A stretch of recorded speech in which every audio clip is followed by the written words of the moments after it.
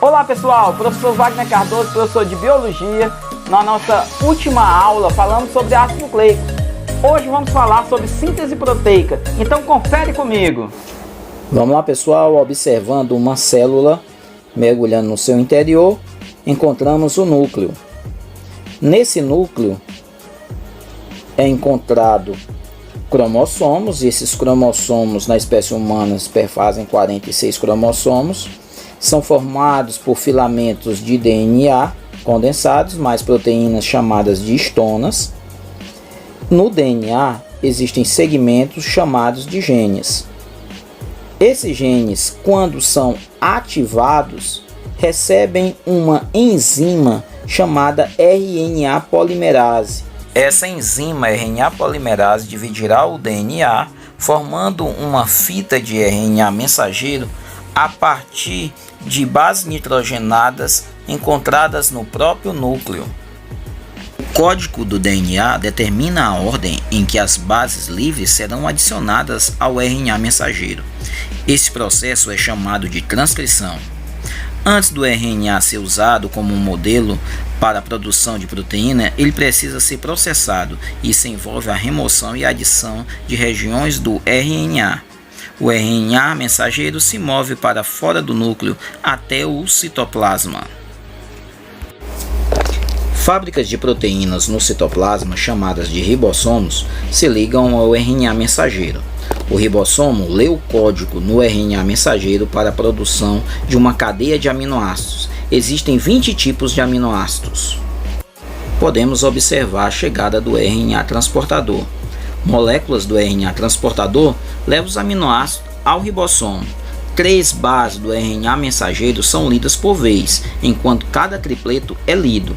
O RNA transportador entrega o aminoácido correspondente, formando assim uma corrente crescente de aminoácidos, como você pode observar na imagem.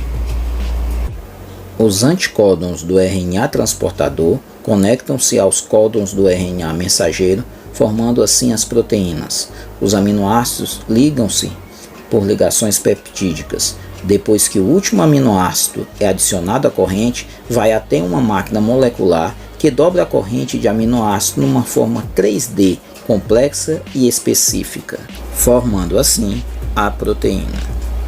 Olá pessoal, vamos aí falar sobre a questão de síntese proteica, tá? Na nossa última aula nós falamos de forma geral dos ácidos nucleicos, então nós vamos dar continuidade falando sobre síntese proteica.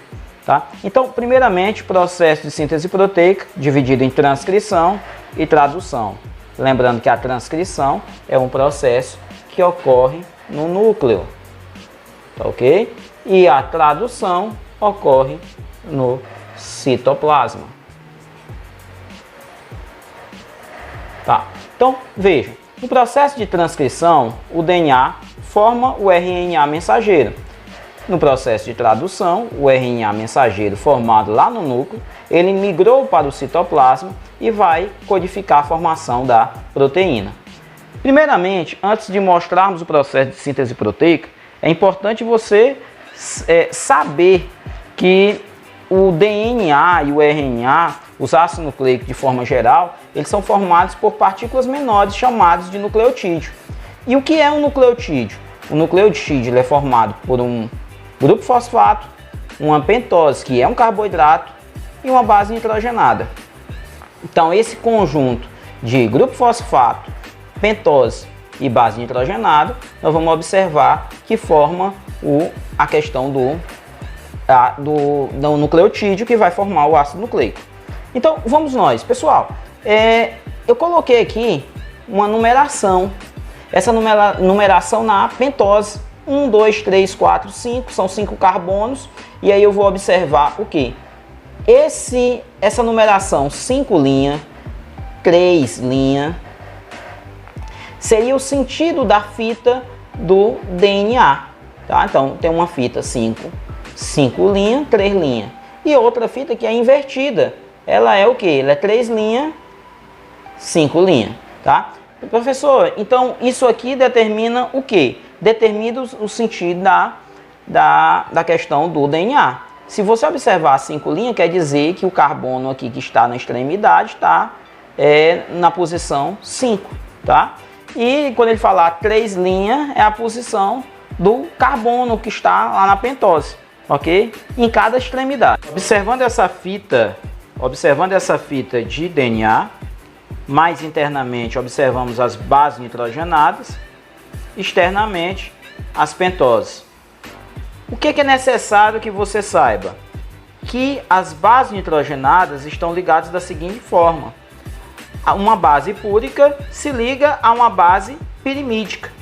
Então, sempre observe essa correspondência. Professor, o que é uma base púrica? Já comentamos em outra aula. São as bases que possuem na sua estrutura 2 anéis, enquanto as bases pirimídicas só possuem um anel. Quem são as bases púricas? Adenina e guanina, né? Aquele macete que colocamos sobre a questão da água, né? A água inicial, AG, adenina, guanina. Bases púricas, 2 anéis. Timina, citosina e uracila são pirimídicas, só que uracila observamos lá no RNA. Pessoal, esse modelo, apesar da esquematização, é um modelo helicoidal, modelo de dupla hélice. Então vamos começar aqui a questão da síntese proteica propriamente dita. Então, síntese proteica, como já comentamos, a síntese proteica, ela tem os processos, né? Processo de transcrição, em que o DNA vai formar uma fita de RNA mensageiro. Isso, pessoal, está ocorrendo aonde? Está ocorrendo no núcleo. Então, eu observo que uma fita, chamada geralmente de antissenso, essa fita ela vai servir de molde para a formação da fita de RNA mensageiro. Tá? Então, essa fita de RNA mensageiro que é produzida, que é moldada a partir de nucleotídeos que estão dispostos isoladamente, que estão dispersos no nucleoplasma, e esse vai formar a fita de RNA mensageiro que migra do núcleo para onde? Para o citoplasma. Então, essa fitinha aqui, ó, ela migra completamente e vai para o citoplasma. Saiu do núcleo e vai para o citoplasma. Chegando lá, ela encontrou essa organela, olha quem? O ribossomo. Esse ribossomo ele vai receber RNAs transportadores. Lembrando que o ribossomo é a organela responsável pela síntese proteica. O ribossomo ele é formado de quê? Ele é formado de RNA ribossômico e proteínas, tá? Então vamos ver aqui mais detalhadamente como seria esse processo. Então vou apresentar esse esquema aqui, um processo criativo, tá? Vamos começar aqui. Lá foi o processo de transcrição, vamos aqui para a tradução. Olha lá, tradução. Eu tenho aqui um ribossomo, eu tenho a minha fita de RNA mensageiro, tá? Eu tenho os RNAs transportadores, olha que RNAs transportadores chiques, e tenho aqui os aminoácidos. Professor, tem alguma coisa aqui para a gente entender, para nós podermos captar? Sim. Primeiramente, você vai observar que as bases nitrogenadas elas estão dispostas em trincas. Olha aqui uma trinca aqui, ó. Essa trinca, essas 3 bases nitrogenadas de RNA mensageiro é chamado de códon. Então eu vou ter um códon aqui e outro códon aqui, tá? E outro códon aqui. Então eu tenho 3 códons. Professor, o que é que acontece? Tem mais alguma coisa que você precisa aprender? Alguma coisa que eu preciso aprender? Sim. Observe aqui, olha. Existe o RNA transportador. Eu coloquei o RNA transportador, olha, ele tem 3 bases nitrogenadas, que são chamadas de anticódon. Então, lembre, o RNA transportador, ele tem também 3 bases nitrogenadas, que são chamadas de quê? De anticódon. O RNA mensageiro também tem agrupamentos de 3 bases nitrogenadas. Esses agrupamentos aqui são chamados de códons. Então, códon, códon, códon. Anticódon, cada um tem um anticódon. E esses anticódons, eles se correspondem, olha.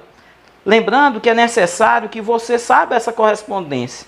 Quando eu falar de DNA, adenina, timina, guanina, citosina. Quando eu falar de RNA, adenina, uracila, guanina, citosina. Então, observe essa correspondência e vamos lá para o processo de tradução. Cada RNA transportador com o seu aminoácido e ele vai chegar ao ribossomo. E aí eu vejo a correspondência. Olha aqui, ó. Adenina se liga a uracila, uracila se liga a adenina, guanina a citosina. Então eu tenho aqui um códon e um anticódon correspondente. Então eu vou observar, na outra sequência eu tenho a sequência aqui, ó, citosina, adenina, adenina. Então eu vou observar, ó, outro RNA transportador, tá? Outro RNA transportador com sua sequência guanina, uracila e uracila. Professor, então não tem espaço para esse outro RNA transportador carregando o seu aminoácido. Sim, e aí nós vamos observar o seguinte. Aqui ocorre o que? Nós vamos observar que o RNA transportador, ele vai deixar o seu aminoácido, ele vai sair, tá? E aqui ocorre uma ligação que nós chamamos de ligação peptídica, tá? Difícil fazer isso só com a mão aqui, mas vamos lá, vamos tentar aqui. Ó, tem uma ligação peptídica. Na ligação peptídica, um aminoácido se liga a outro.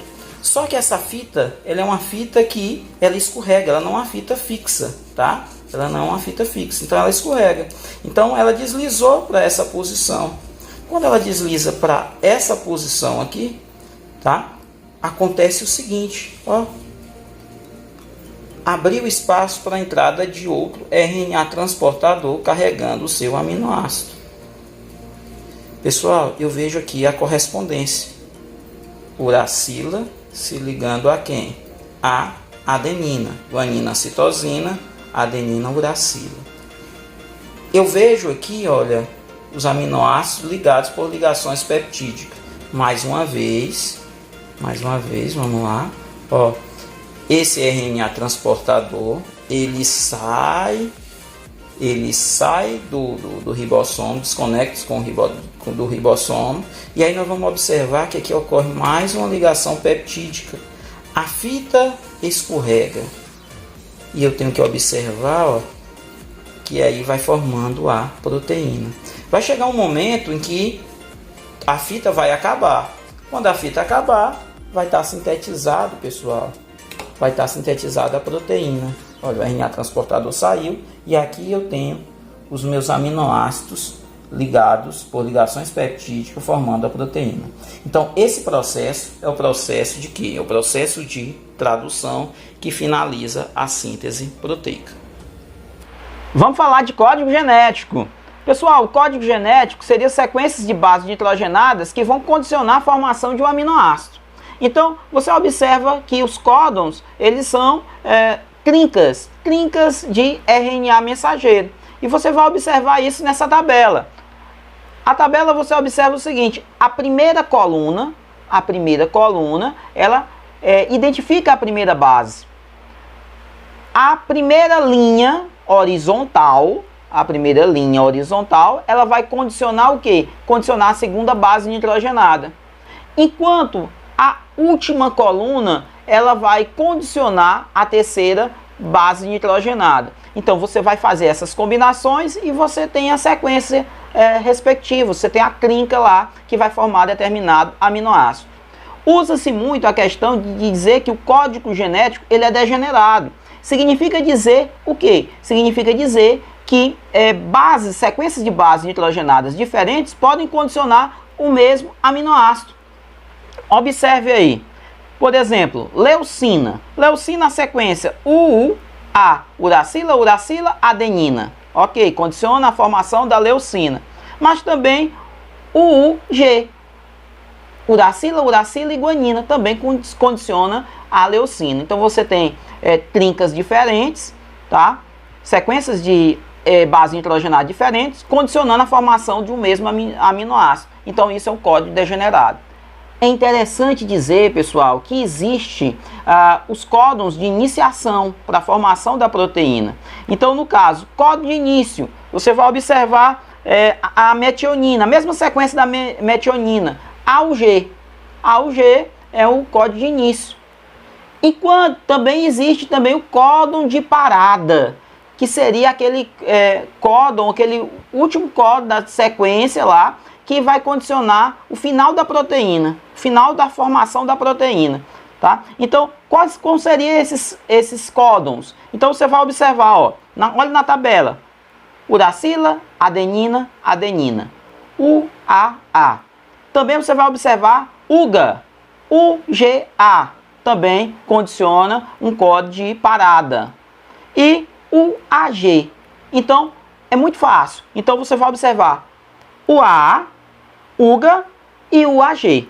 Ok? Então, aí nós finalizamos a questão do código genético. Deixando meu abraço aqui e até a próxima. Valeu!